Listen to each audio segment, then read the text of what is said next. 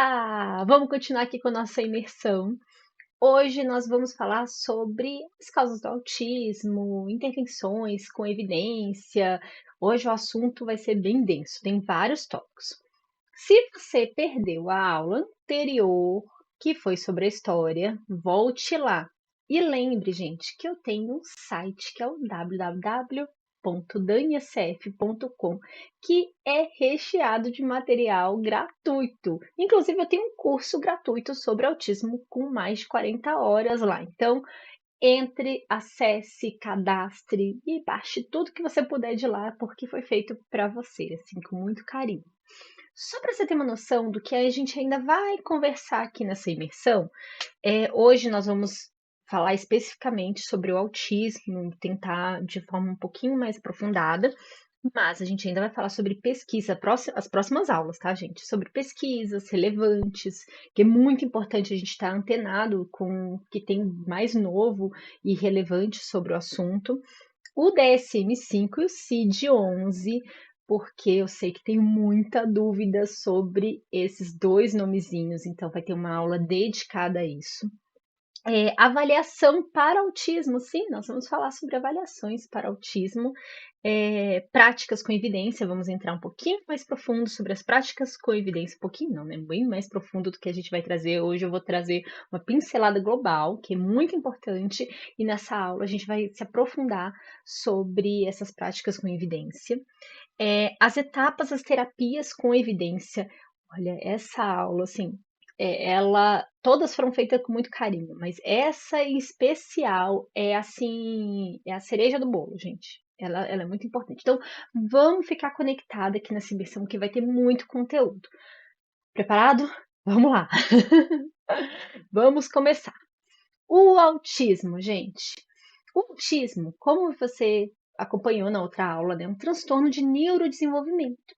Então, a gente já pode ver os sinais, os sintomas na primeira infância ali. Tem pesquisas trazendo que nos primeiros meses de vida a gente já pode ver certas características do autismo, né? O autismo ele é multifatorial e multigênico.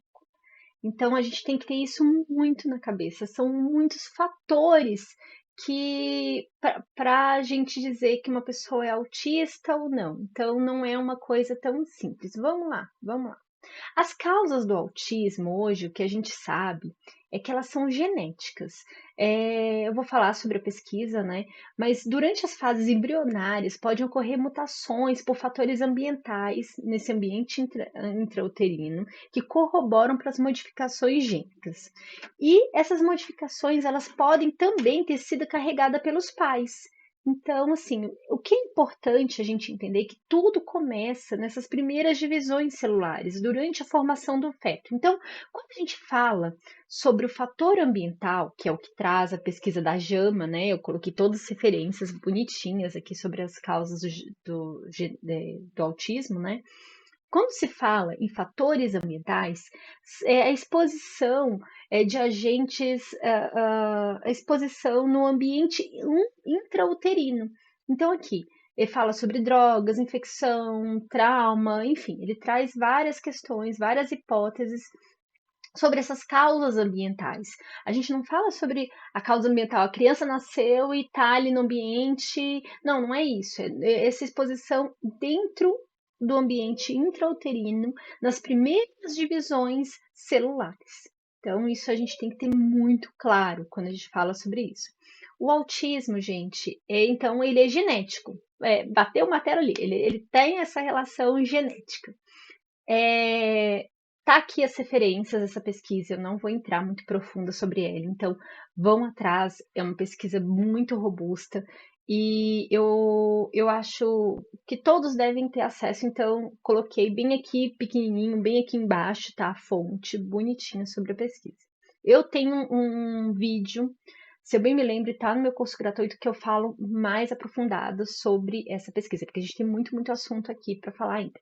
Então, você vai se perguntar, né? Que é o que todo mundo se pergunta. Dani, essas causas do autismo, elas são genéticas? E os primeiros sinais ocorrem na infância? Qual é o motivo de nem todos serem diagnosticados de forma precoce? Então, vamos lá.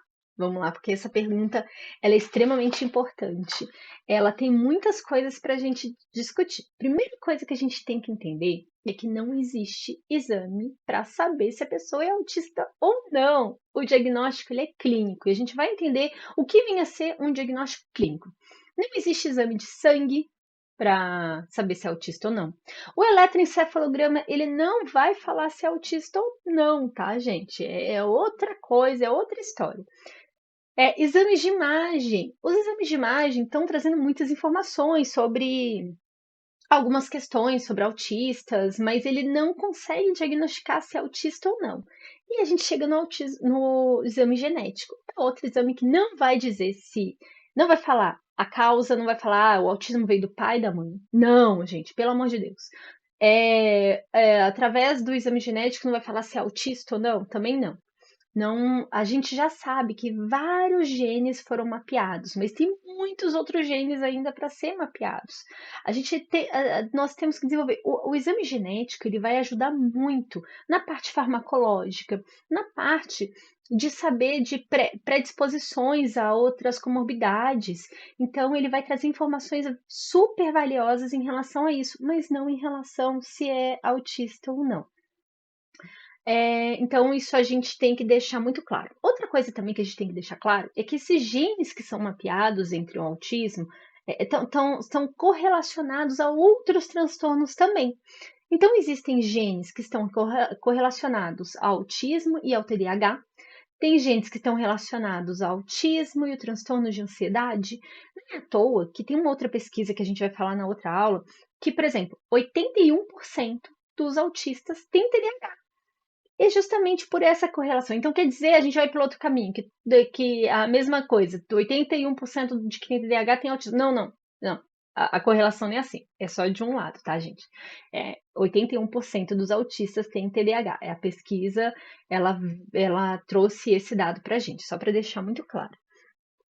Então, se a gente não tem nada disso, a gente não tem um exame, a gente tem que fazer um diagnóstico clínico. O diagnóstico clínico ele é observacional. Para a gente observar comportamento, a gente tem que observar esse comportamento ao longo do tempo.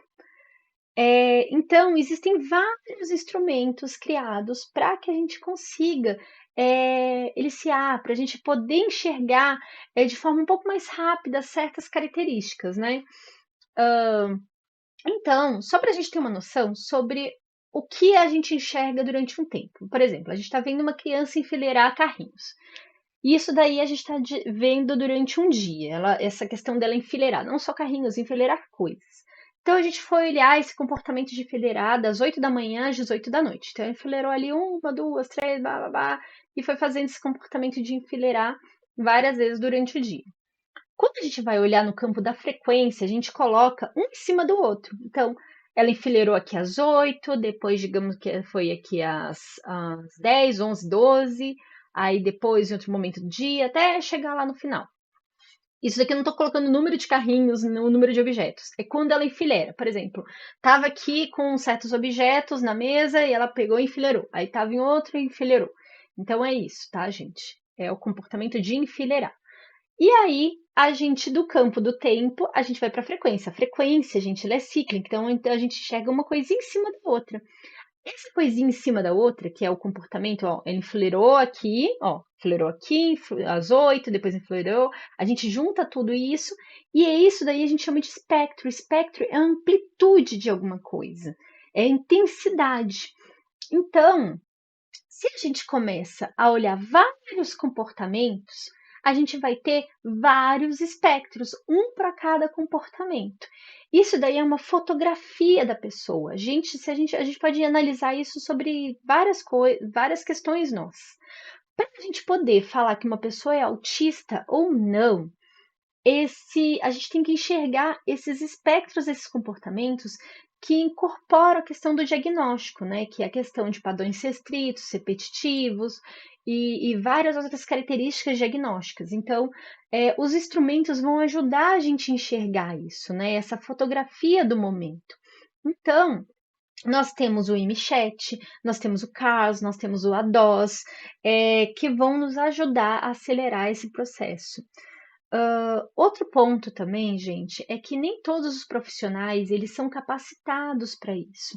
Um médico, por exemplo, durante uma consulta, ele tem uma amostragem pequena de tempo para enxergar isso. Se ele não tem bons instrumentos para conseguir perguntar para os pais ou para testar com a criança também, ele não vai conseguir enxergar certas coisas. Se ele também ele está desatualizado, se ele é aquele médico que está ali no DSM-4 ainda, né, que a gente vai falar mais sobre o DSM, ele vai perder aquele autista nível 1 de suporte, aquele autista que você precisa de uma amostra comportamental, uma amostra de tempo muito maior para enxergar os comportamentos autísticos dele, né? Os comportamentos que caracterizam. Então, nós temos essa questão também que pesa bastante. Então, vamos lá. No Brasil, o diagnóstico é super tardio. Se a gente vai nos documentos lá nos Estados Unidos, eles se criticam falando que o diagnóstico lá tardio demais, e eles têm uma média de diagnóstico de 4 a 5 anos de idade. No Brasil, assim, essa idade quase que certeza é muito mais avançada, só que a gente ainda não fez um levantamento maciço desses dados. A gente não tem nem o que comparar, então a gente importa dados dos Estados Unidos o tempo todo para entender. E os estudiosos estão trazendo que a intervenção precoce, ela permite reduzir essa manifestação completa do TEA. Quando a gente fala manifestação completa do TEA, dos déficits, gente, a gente não está querendo normalizar ninguém, falar assim, vai deixar de ser autista. Eu, como vocês sabem, né, quem assistiu a primeira aula, sabe muito bem que eu sou autista também. Eu tenho várias características autísticas, eu tenho eu tenho dificuldade com alguns padrões restritos, eu tenho trabalhado cada vez mais nisso, eu tenho melhorado muito em relação a isso desde mais nova para cá. Eu tenho várias estereotipias também, né? E quando eu tô mais nervosa, quando eu tô num ambiente mais estressante, certas estereotipias aparecem mais do que outras. Então, essa que é a questão, né, gente? A gente não quer normalizar, porque as estereotipias a gente sabe que algumas elas podem ser muito importantes para o indivíduo. O que a gente quer é diminuir o transtorno desse indivíduo através de estimulação precoce. Então, o fato dele se comunicar mais, saber se comunicar, falar sobre os sentimentos, sabe? É extremamente importante para ele, para esse desenvolvimento. Então, se a gente sabe que o autismo está ligado a uma condição de neurodesenvolvimento, se uma estimulação precoce pode ajudar no desenvolvimento desse indivíduo, diminuindo essa questão do transtorno, por que não, né? Investir nisso.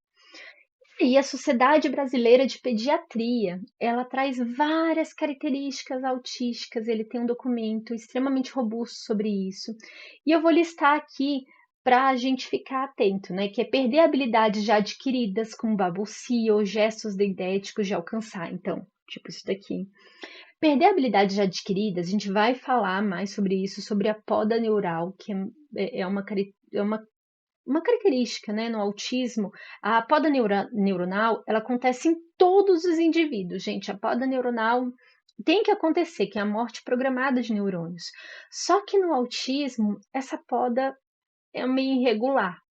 Então, com isso, existem idades onde essa poda é mais acentuada, já que ela é irregular, né, já que ela é ineficiente, é, existe essa perda de habilidades.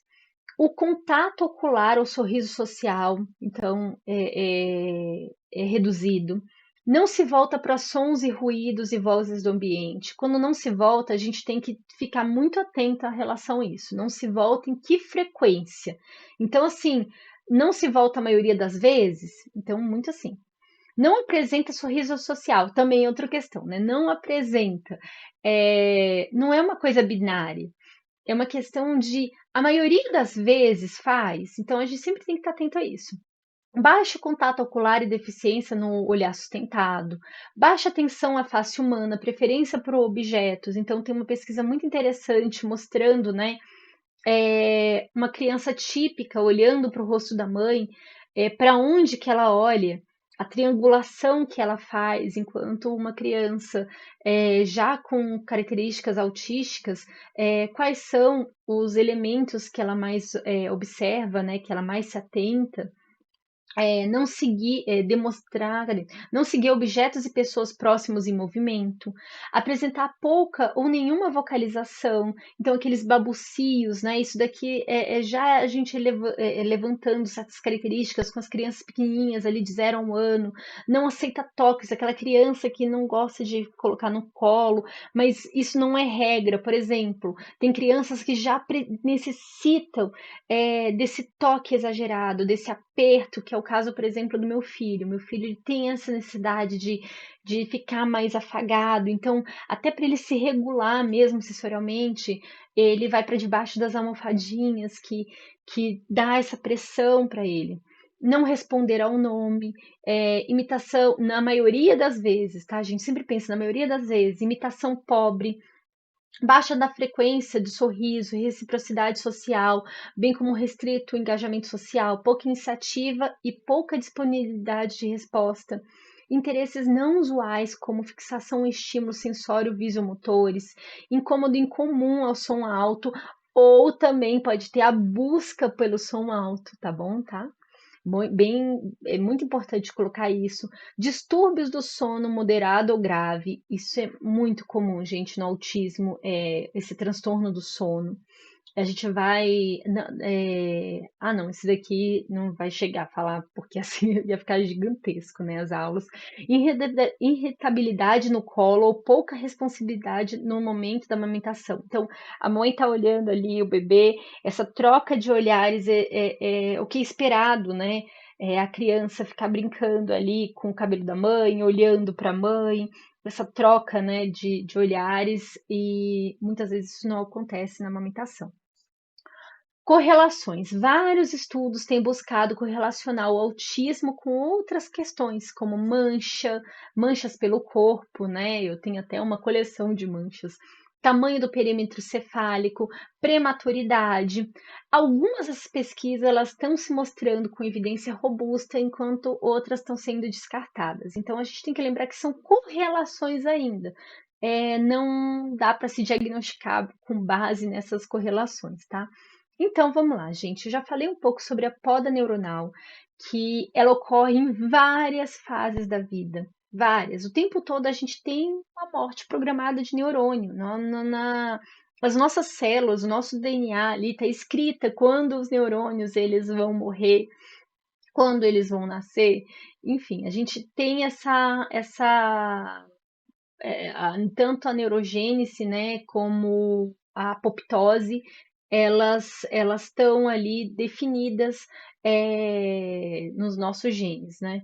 Então, só que tem fases na nossa vida que isso é muito, muito acentuado. A gente nasce com um número abrupto de neurônios, porque a gente tem que aprender muito rápido, a gente tem que aprender tudo e a gente tem que tentar absorver o máximo que a gente pode do ambiente. Então, por isso que a gente nasce com tantos neurônios assim. Mas com o tempo, o organismo entende que, ok, a gente não precisa disso tudo, porque a gente aprendeu o que é o básico, a gente aprendeu uma língua, a gente aprendeu relações sociais, a gente tem que focar no que é importante. E aos 2 anos acontece essa primeira poda. Só que no autismo, como ela é ineficiente, essa poda, essas habilidades, elas são perdidas. Ela é ineficiente, certas bases da aprendizagem não foram feitas de forma adequada, então elas não foram reforçadas, né?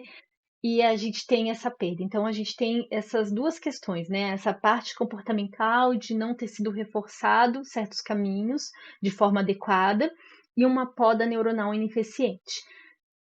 Essa primeira poda infelizmente, existe um nome muito infeliz do autismo regressivo, que é onde muitas crianças perdem habilidades e está muito correlacionado a esses dois fatores.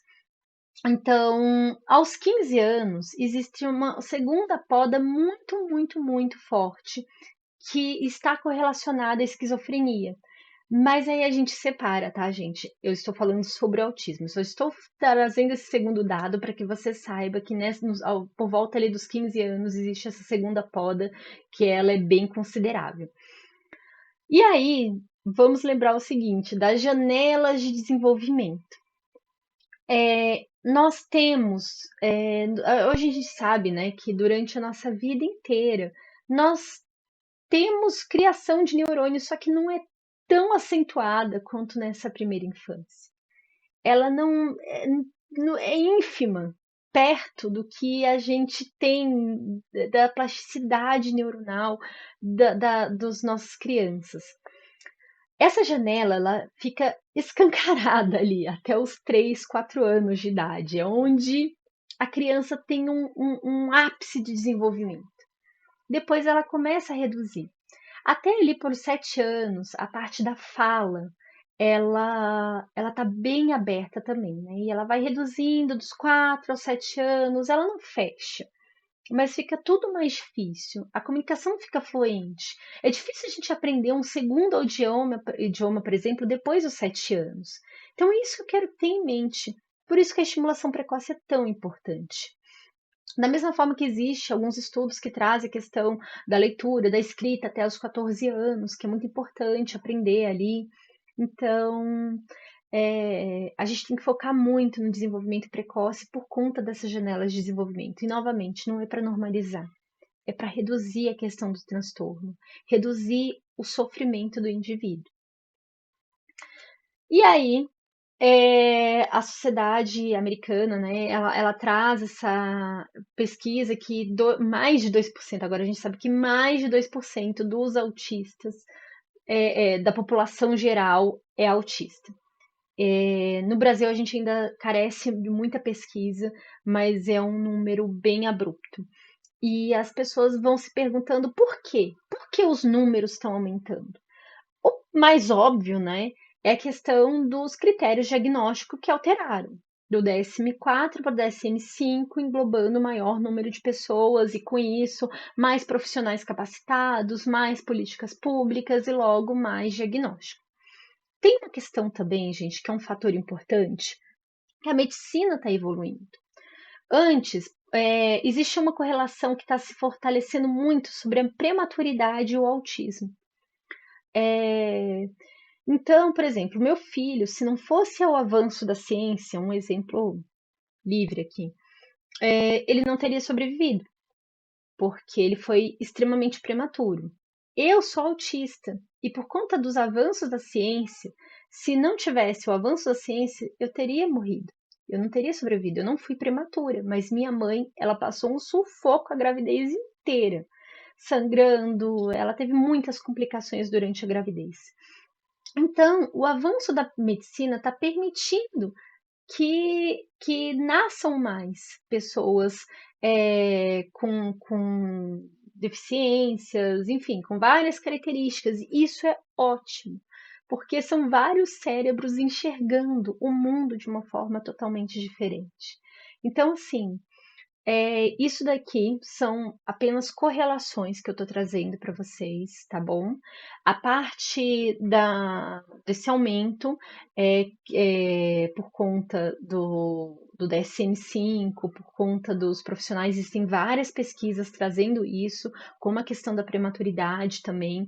Então, assim, isso são correlações. Um fato é que mais de 2% da população norte-americana, no caso da pesquisa, é autista e a gente traz esse dado para o Brasil, né?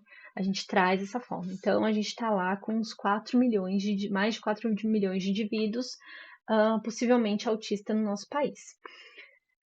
E, gente, vou dar uma pincelada rápida, porque a gente vai ter uma aula só sobre isso. Uma sociedade americana, né, ela se uniu para trazer as pesquisas com evidência intervenções com evidência. Então, ela classificou, ela estudou, trouxe vários estudos para classificar o que tem uma evidência estabelecida, o que não tem evidência estabelecida e o que é intermediário. Aqui eu só estou trazendo para vocês o que é estabelecido e o que não é estabelecido, mas na aula que vai ser só sobre isso, a gente vai detalhar também sobre as emergentes, que elas são muito importantes. Então, sim, basicamente quase todas essas itens aqui são com base na análise do comportamento aplicada. Quase todos esses itens aqui, e eu trago um dos pontos que é muito importante, que é o treinamento parental, que ele traz aqui que tem evidência estabelecida, gente. Treinamento parental é extremamente importante, extremamente robusto. E o que não tem evidência estabelecida para autismo, tá, gente? Para autismo, deixar fato aqui, é intervenção comportamental para o autismo. Então, a gente tem que ter muito isso daqui. Então, retirar glúten, caseína, assistência animal, for time, enfim, traz toda essa questão que essas daí não têm evidência estabelecida para autismo. Aí você fala, mas eu tirei a caseína, tirei a lactose do meu filho, ele melhorou. Possivelmente ele tinha esse problema, não quer dizer que está correlacionado ao autismo isso. Gente, eu sou autista e eu tenho problema com glúten e lactose, mas não quer dizer que por eu ser autista que eu tenho problema com glúten e lactose. Foi simplesmente uma aconteceu, eu tive o azar de ter essa questão. E, infelizmente, o meu filho tem problema com lactose recentemente, né? Recentemente ele começou a ter problema com lactose e aí nossa casa tem que ser livre de glúten e lactose por conta dessa questão. Eu não posso e por isso vocês, quem sabe, quem mora numa casa com uma pessoa que não pode comer glúten, especialmente o glúten, né? Sabe muito bem que a casa inteira acaba seguindo essa dieta. Então é só para deixar claro isso, porque depois as pessoas acham, mas a Dani não consome, tá falando. Então, assim, para a questão comportamental, para melhoras comportamentais em relação à aquisição de fala, aquisição, são, não tem evidência. Mas se a pessoa tem problema com essa, tem restrições alimentares, tem essa questão, e a gente tem uma alimentação que é excessiva com glúten, com lactose, a alimentação brasileira tem muito isso daí incorporado, então vai fazer mal, vai simplesmente fazer mal. Então é bom a gente deixar essas questões separadas, né? A parte comportamental da questão do indivíduo ter esse problema. Entre essa lista aí, a terapia de choque também não tem evidência, tá, gente? Porque vira e mexe rola isso daí na internet para deixar muito claro.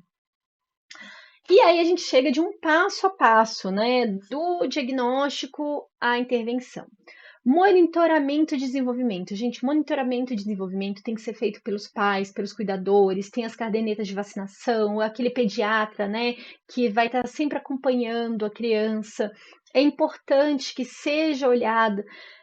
Olha, eu vejo que assim, a caderneta, ela é riquíssima em informação e poucos sentam para dar uma lida, né, de cabo a rabo, né? Ela olhar lá, vamos ler, vamos sentar para ler essa ferramenta.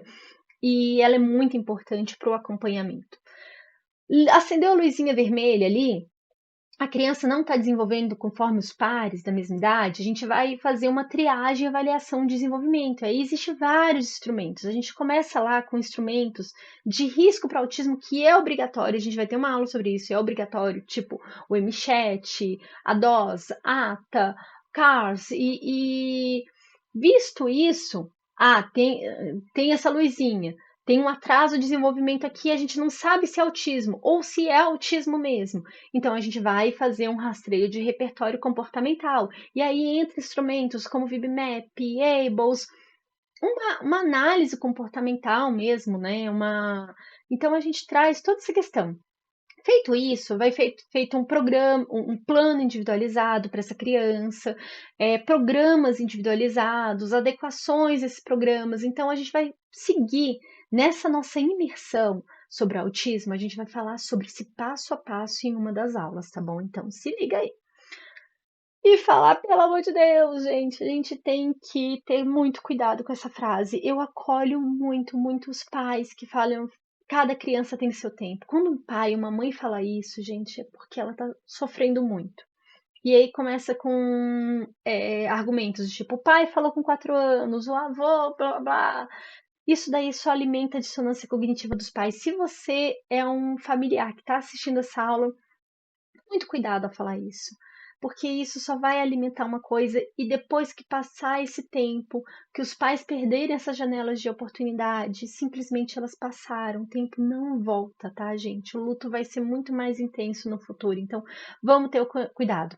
Eu gosto muito desse livro chamado O Livro dos Maus Argumentos. É um livro maravilhoso. Eu recomendo, assim, é uma leitura super legal que vai empoderar de informação quando as pessoas chegam com esse tipo de argumento, tá bom? E falar sobre essa questão do luto, né, gente? O luto é um termo infeliz, né? Porque o luto remete à morte, e mas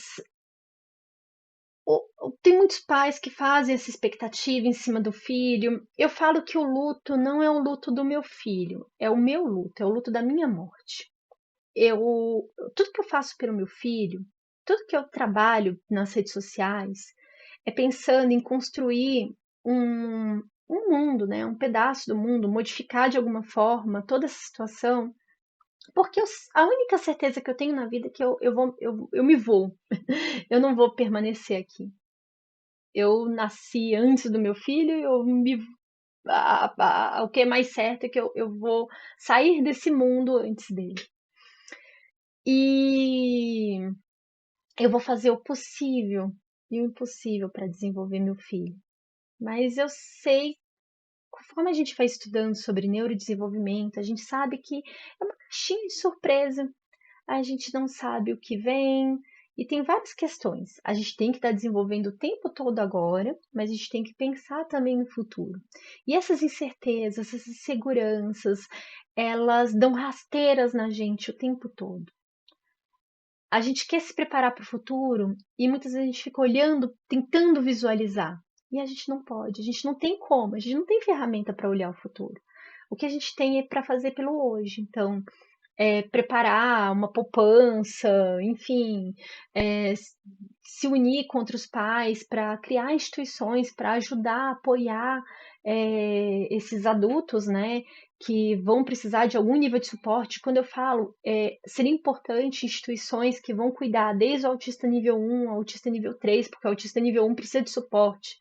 Eu tenho muito suporte do meu esposo. Meu esposo, a gente começou a namorar muito cedo, eu saí da casa da minha mãe e já casei, então meu esposo, ele sempre me apoiou em todo esse processo. É meu grande parceiro, meu grande amigo. Eu tive muita sorte de ter alguém assim ao meu lado, mas nem todos têm. Então, muitas vezes um autista com nível de suporte nível 1, ele vai precisar desse tipo de apoio. E uma instituição dessa pode ajudar, da mesma forma que pode ajudar o nível 3 também. Então, a gente tem que pensar nisso também. E a gente tem que pensar no hoje, o que a gente pode fazer para desenvolver nossos filhos. Então, a gente tem que estar nessa questão, sem querer visualizar o futuro. Se você é um terapeuta e está aqui, escutativa dos pais, você está com a preciosidade deles. Tudo que você fizer vai impactar na vida não só dessa criança, desse indivíduo, mas na vida da família inteira. A gente precisa muito da sua escutativa. A gente precisa das suas técnicas. E, gente, uma terceira questão é a rede de apoio. A gente tem que tecer nossa rede de apoio. No meu site, www.daniacf.com, eu tenho um texto que eu falo, que eu trouxe de uma pesquisa que se chama Terapia em Casa, no meu blog, né, na parte do blog, onde eu falo sobre esse processo da gente tecer a nossa rede de apoio. É complexo, mas ela é possível. A gente tem que saber selecionar. A gente precisa disso. Nós precisamos. Existem pesquisas que tem uma pesquisa que ela foi replicada, né, tanto nos Estados Unidos como na Inglaterra, trazendo, comparando mães de autistas com grandes déficits, né, autistas que exigem mais nível de suporte 3, o cortisol dela semelhante a combatentes de guerra, a ex-combatentes de guerra. É algo muito pesado. Então a gente precisa saber tecer essa nossa rede de apoio, e eu recomendo essa leitura desse texto. Como eu falei, no meu site também tem um curso gratuito, e é isso que eu queria trazer para vocês aqui. Vamos continuar nessa nossa imersão. A próxima aula eu vou conversar com vocês sobre pesquisas relevantes no TEA, e ela é extremamente importante essa aula, porque a gente precisa estar sabendo o que está acontecendo no mundo, esses dados são muito importantes, a gente tem que saber essa correlação com outras comorbidades também, sabe para quê? Para a gente abrir os olhos. Porque nem tudo é autismo, gente, nem tudo é autismo. A gente fica colocando tudo muito na conta do autismo, mas tem várias outras questões associadas também. Espero que você tenha gostado e te vejo na próxima aula. Lembre de acessar o meu site, que foi feito com muito carinho para você. Até mais, tchauzinho!